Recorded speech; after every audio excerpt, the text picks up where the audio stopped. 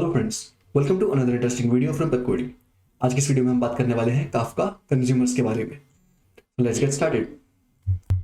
जैसे कि हम जानते हैं काफका के अंदर हमें कंज्यूमर की जरूरत पड़ती है रीड ऑपरेशंस परफॉर्म करने के लिए। बेसिकली काफका के अंदर कोई मैसेज है और उस मैसेज को रीड करना है, तो उसको रीड करने के लिए हमें जरूरत पड़ती है कंज्यूमर्स की। इसलिए अगर हमें काफका के अंदर रीड को समझना है कि हम किस तरह से काफका में मैसेज रीड कर सकते हैं, तो उसके लिए हमें समझना पड़ेगा कंज्यूमर और कंज्यूमर ग्रुप्स को। हमारे हर एक कंज्यूमर जो कि हमारा काफका का कंज्यूमर होता है, हमारा हर काफका का कंज्यूमर एक कंज्यूमर ग्रुप का पार्ट होता है।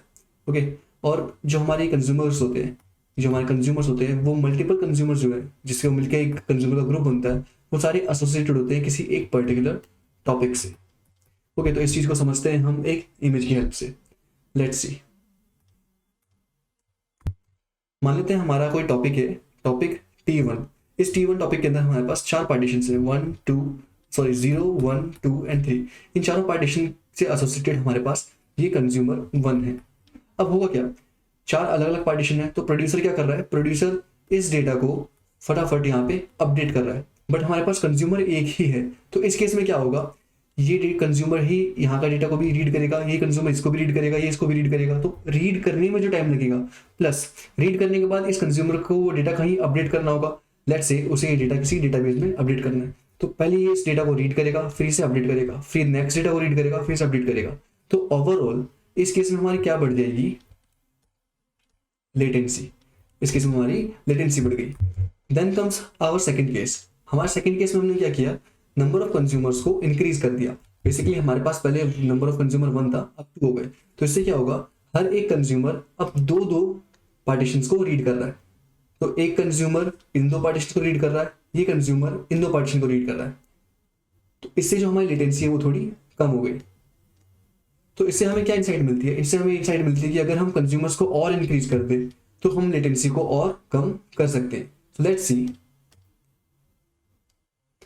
अगर हमने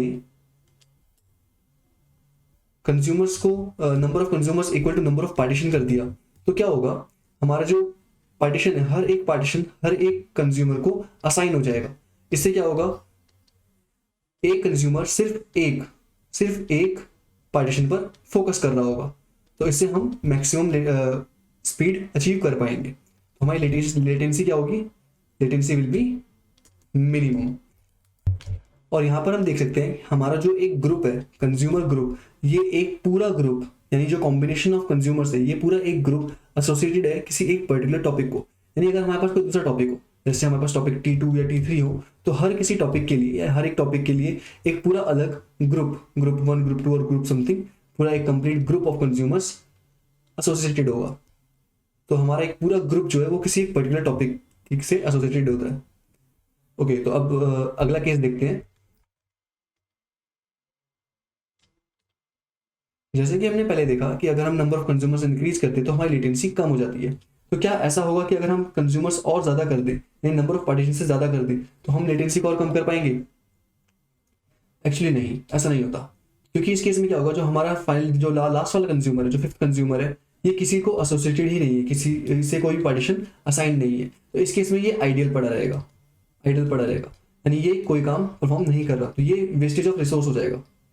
तो इसलिए इट इज एडवाइज्ड कि जितने नंबर ऑफ पार्टीशंस हैं, number of partitions should always be equal to number of consumers.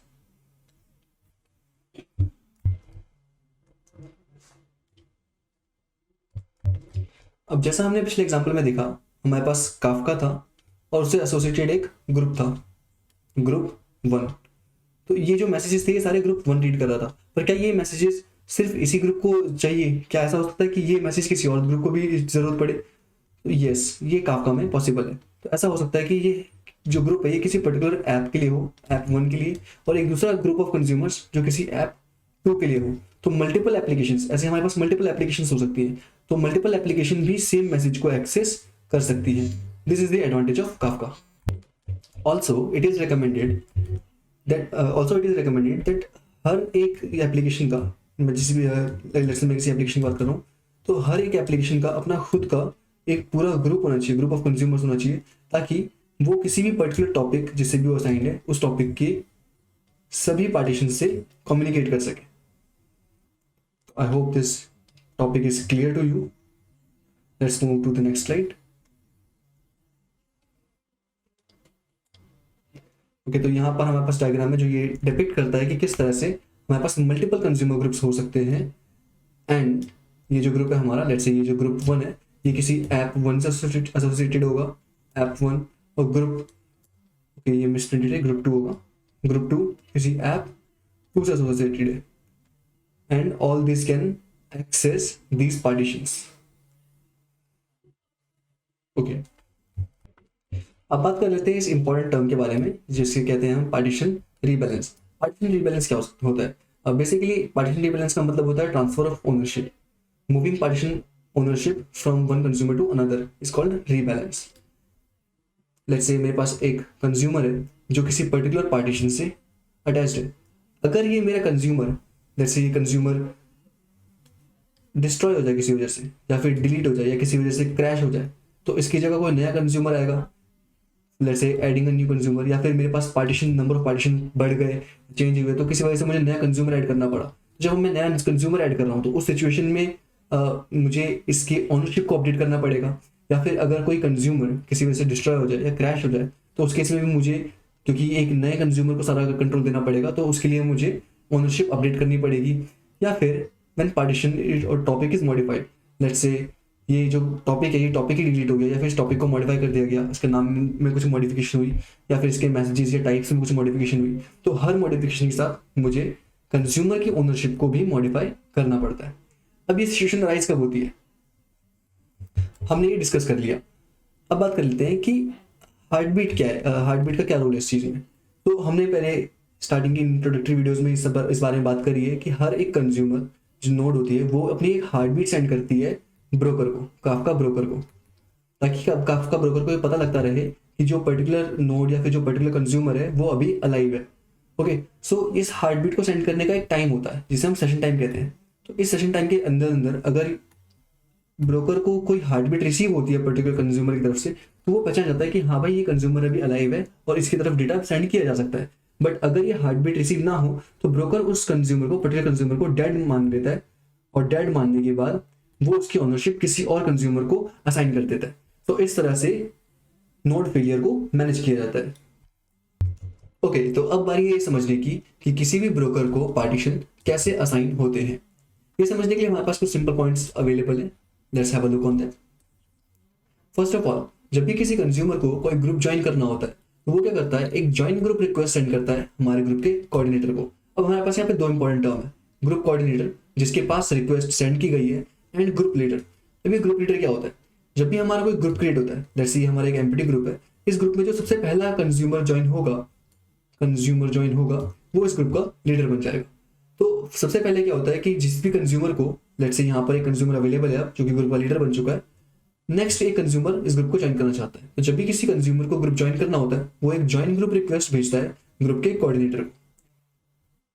The leader receives a list of all consumers in the group from the group coordinator. तो जो group coordinator है वो एक पूरी list generate करता है कि उस ग्रुप में कौन कौन कंज्यूमर्स अवेलेबल है, और वो लिस्ट प्रोवाइड की जाती है ग्रुप के लीडर को। And the group leader is responsible for assigning a subset of partitions to each consumer. तो जो पार्टीशंस यहाँ पर अवेलेबल, लेट्स से हमारे पास कुछ पार्टीशंस है किसी पर्टिकुलर टॉपिक के अंदर, तो उस टॉपिक के अंदर जो पार्टीशंस अवेलेबल है उस पार्टीशंस के कौन से पोर्शन को किस कंज्यूमर को असाइन करना है, इसकी रिस्पॉन्सिबिलिटी हमारे ग्रुप लीडर की होती है। नेक्स्ट, जब हमारा असाइनमेंट का काम हो गया, यानी जब ग्रुप लीडर ने डिसाइड कर लिया कि कौन से पार्टीशन को कौन से कंज्यूमर को असाइन किया जाएगा, तब वो सारी लिस्ट जो उसने प्रिपेयर करी है, जो ग्रुप लीडर ने लिस्ट प्रिपेयर करी कि ये पर्टिकुलर पार्टीशंस जो है ये इस कंज्यूमर को दिए जाएंगे, वो लिस्ट दोबारा सेंड की जाती है ग्रुप कोऑर्डिनेटर को। और ग्रुप कोऑर्डिनेटर क्या करता है, वो सारी लिस्ट जो है वो डिस्ट्रीब्यूट कर देता है बाकी कंज्यूमर्स को, ताकि सभी कंज्यूमर्स को पता लग जाए कि कौन से कंज्यूमर को कौन सा पार्टीशन अलॉट किया गया या फिर कौन सा पार्टीशन असाइन किया गया है। हर एक कंज्यूमर को, जो भी कंज्यूमर वहां पे अवेलेबल है, हर एक कंज्यूमर को सिर्फ वही असाइनमेंट या फिर वही पार्टीशन दिख रहा होता है जो उसे असाइन किया गया है। लेकिन जो लीडर है, जो ग्रुप का लीडर है, उसके पास कंप्लीट लिस्ट होती है, उसे पता होता है कि कौन से कंज्यूमर को कौन सा पार्टीशन असाइन किया गया है। जो इंडिविजुअल कंज्यूमर्स है उन्हें सिर्फ वही पता है जो उन्हें असाइन किया गया है। ओके, और यही प्रोसेस जो है ये रिपीट होता रहता है बार बार ताकि ये रीबैलेंस को परफॉर्म किया जा सके। मतलब जब भी जो कोई रीबैलेंस परफॉर्म होता है, जब भी कोई रीबैलेंस हैपन होता है, तब ये जो प्रोसेस थे ये रिपीट होते हैं। तो इस ऑर्डर में किसी भी ब्रोकर को पार्टीशन असाइन किया जाता है। अब हमारी एक नेक्स्ट टर्म आती है स्टैंड अलोन कंज्यूमर। अभी स्टैंड अलोन कंज्यूमर का है क्या है? बेसिकली स्टैंड अलोन यानी एक इंडिविजुअल कंज्यूमर। इंडिविजुअल कंज्यूमर, अभी इंडिविजुअल कंज्यूमर का कंसेप्ट कहाँ से है? हमारे पास क्या होता है, हमारे पास एक टॉपिक होता था, उस टॉपिक के अंदर मल्टीपल पार्टीशंस होते हैं, पार्टीशन 1, पार्टीशन 2 समथिंग, तो ऐसे मल्टीपल पार्टीशंस होते हैं और ये सारे एसोसिएटेड होते हैं किसी एक कंज्यूमर ग्रुप से। ये कंज्यूमर का ग्रुप होता है। ओके, तो कंज्यूमर का जो ग्रुप है वो किसी टॉपिक की तरफ इंडिकेट कर रहा होता है, यानी जो एक ग्रुप है वो असाइन कर दिया गया इस टॉपिक को, तो वो इस टॉपिक के सभी पार्टीशंस को एक्सेस कर सकते हैं, उसके अंदर के अवेलेबल सभी कंज्यूमर्स। बट अगर हमें लगता है कि हमें किसी एक पर्टिकुलर पार्टीशन की जरूरत है, सिर्फ इस पार्टीशन की जरूरत है, बाकी पार्टीशन की जरूरत नहीं है, तो वो पार्टीशन हम किसी इंडिविजुअल कंज्यूमर को असाइन कर सकते हैं। लेकिन हमें एक चीज ध्यान रखनी होगी कि एक कंज्यूमर को या तो इंडिविजुअल एक पार्टीशन असाइन हो सकता है या फिर वो एक ग्रुप में जा सकता है। ये दोनों काम एक साथ नहीं हो सकते। इसका मतलब एक ऐसा कंज्यूमर जो किसी ग्रुप में इन्वॉल्व हो, उसे कोई इंडिविजुअल पार्टीशन असाइन नहीं किया जा सकता। Okay, so finally we have reached the end of this video. So I hope आपको ये सभी टॉपिक्स जो कंज्यूमर से रिलेटेड थे और उनकी एसोसिएटेड टर्म्स आपको समझ में आए। Thanks for watching, have a nice day.